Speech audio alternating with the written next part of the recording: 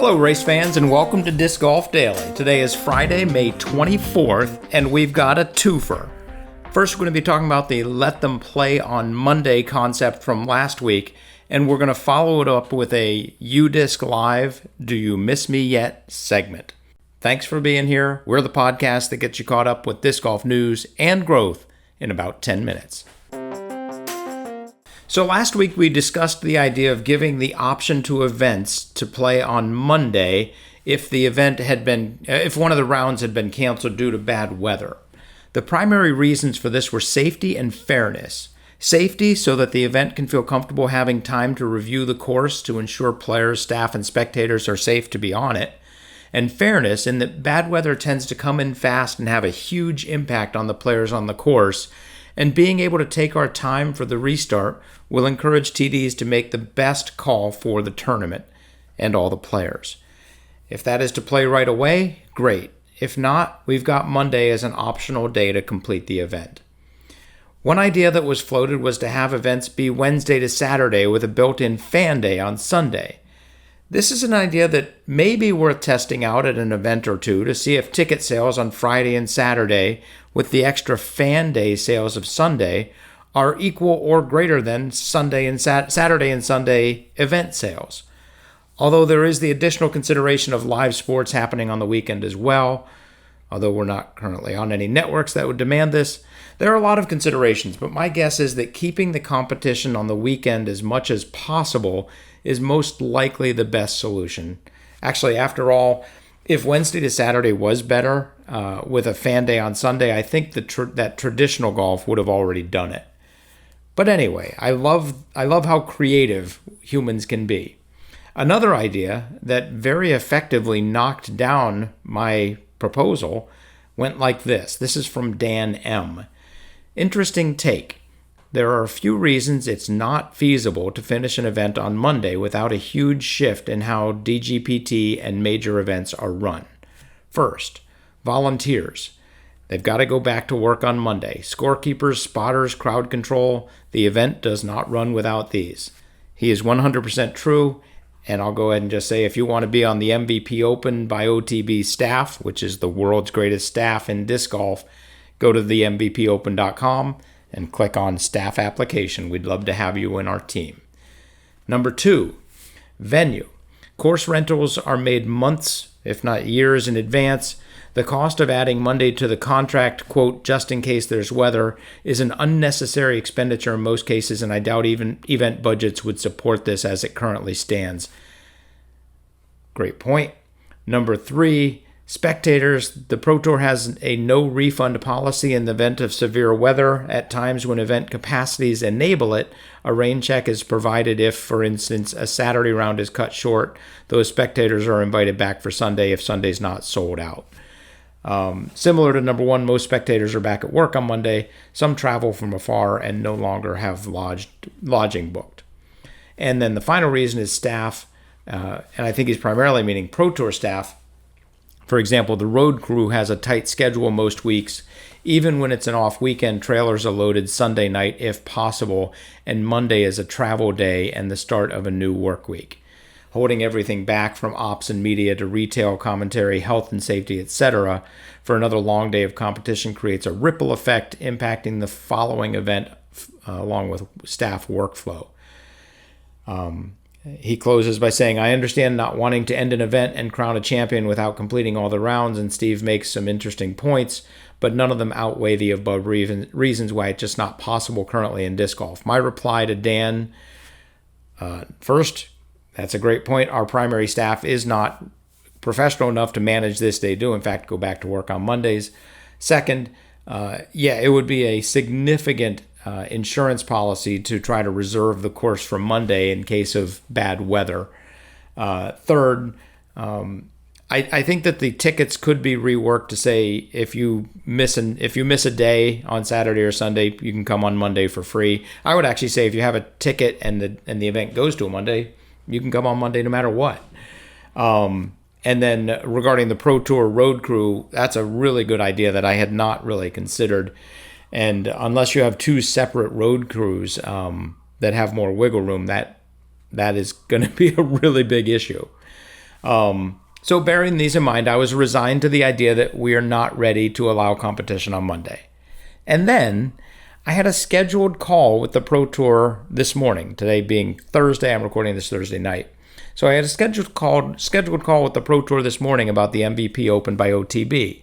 And I had the opportunity to talk with DGPT CEO Jeff Spring. Jeff brought up the Monday conversation unprompted and mentioned that he had talked with PDGA Executive Director Doug Bjerkes about this idea, and they are seriously considering implementing parts of it for next season. I mentioned the strong reasons we are not yet ready, and he agreed with all of them, as I had. He then mentioned an idea that had been floated 5 or 6 years ago, which would allow for Monday play by a limited set of players who were in contention for the win. Maybe a dozen MPO and 8 or 10 FPO players, for example. Then, as our sport grows and the staff gets more professional, the events get more standing with the venues, and more money gets into the sport and the events, there's an easy step to slowly increase these numbers over time until we reach our goal. What a wonderful path that idea has taken through time. So, in 2025, we might have a Monday round. You heard it here first. Unless who knows where you could have heard it. Anyway, so that's a bit about that. But today's topic is about UDisc Live. Do you miss me yet?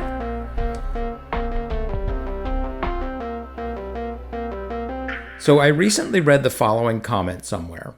Quote, I feel completely disconnected from the tour this year. Usually I know the schedule and look forward to coverage. The loss of several features in UDisc are being felt more and more as the season goes on. I miss clicking on a player's profile and seeing their stats and stat rankings. And the PDGA app and the DGN app do not have a tour schedule. You have to go through hoops to figure out what the next tournament is. I hope they make it better soon. The fact that I can't change the date range on the PDGA app is silly. Allow me to change the date range or just sort by tier type, for example, Disc Golf Pro Tour. Let me say a couple things real quick. First, if you have ways to improve live scoring or the app, let the PDGA know. Contact the PDGA. There's a link in the show notes so you can contact the PDGA. Second, change is hard. I genuinely understand and feel for the commenter. The schedule is not on UDisc anymore. UDisc Live's Follow Your Favorite Player feature is not available, and you can't go to UDisc to find a player's stats anymore. Finding the tour schedule is also different, and DGN should definitely list their upcoming live streams.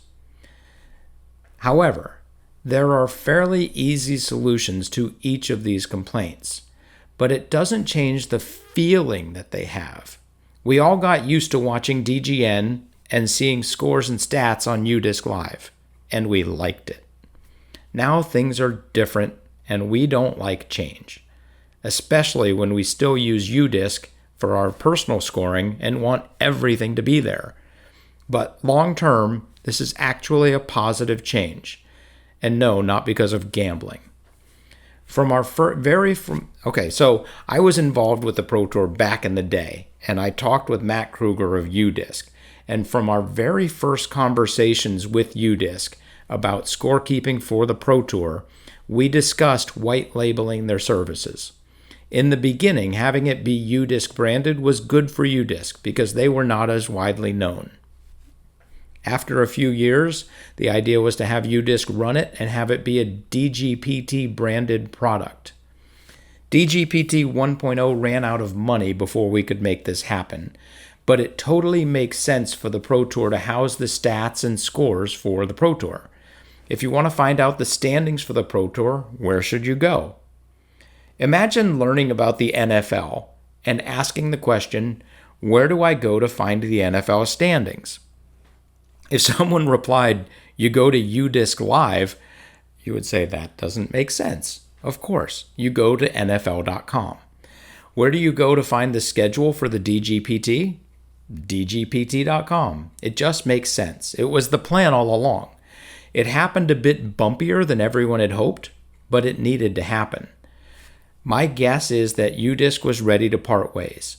My guess is that the Pro Tour wanted to part ways but was not quite ready to do so. And my guess is that the PDGA stepped in and made it possible for the Pro Tour to part ways with UDisc, getting everyone to where they wanted to be, albeit a little quicker than the Pro Tour anticipated, and without giving fans much notice to help them get used to the idea. For example, imagine if the 2023 Tour Championship had scores and stats on a DGPT platform concurrently, and the DGPT made the announcement back then that they were switching to an internal platform starting in 2024. That would have made this much, much easier to understand and swallow and accept. We all love UDisc. Those guys are great. Their blog posts are awesome. Their product is rock solid. Their interfaces get easier and easier to use. It's just one constant stream of greatness, and disc golf is lucky to have Matt, Josh, and the entire UDisc crew helping to grow the sport. But their app is better off without wasting resources on showing us live scoring for the Pro Tour. I'd rather have them focusing on what they do best. And I've actually talked with Josh about the next thing they're rolling out, and it should be amazing. My guess is spring of next year, but we'll see. Anyway, UDisc is genuinely better off without DGPT scoring. The DGPT will be better off having all of their scores, stats, and standings in one place, namely dgpt.com. And the PDGA will continue to build out the live scoring component of their site and app. It will continue to improve. And if there's a feature you want to see, drop them a line. Thanks for listening. If you have any thoughts, news, or opinions, shoot us a line. A line? Shoot us an email. discgolfdaily@aol.com. Have fun, throw them straight, and hit the thin gap.